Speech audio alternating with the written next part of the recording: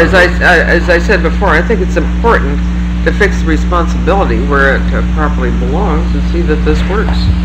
You ought to look, Chairman, realistically at the problem instead of looking at it with visions of grandeurs that this council and everybody else at City Hall has been looking at women in the fire department.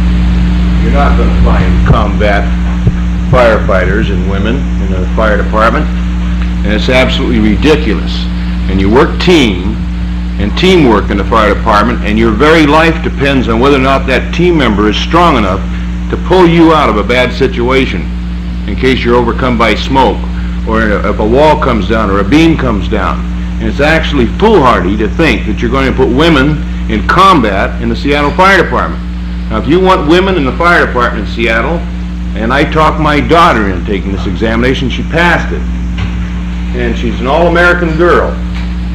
I'll tell you, she's a well-built girl that can handle more weight and more physical effort than most women can handle. She went up the 100-foot aerial. She packed the ladder across the apparatus floor. She did everything, and then she collapsed when she had to carry that hose up the stairway.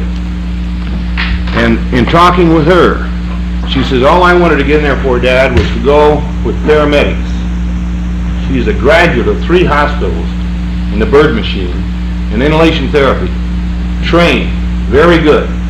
Now, why don't you have a special classification for women in the Seattle Fire Department so they can get into that fire department and do those non-combat jobs instead of looking at women in combat, because you're not going to get women in combat.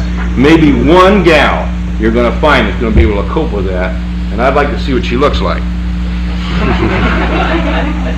Well, Wayne, you may have a lot of fun with this, but I'm not having any fun with it. I'm being realistic.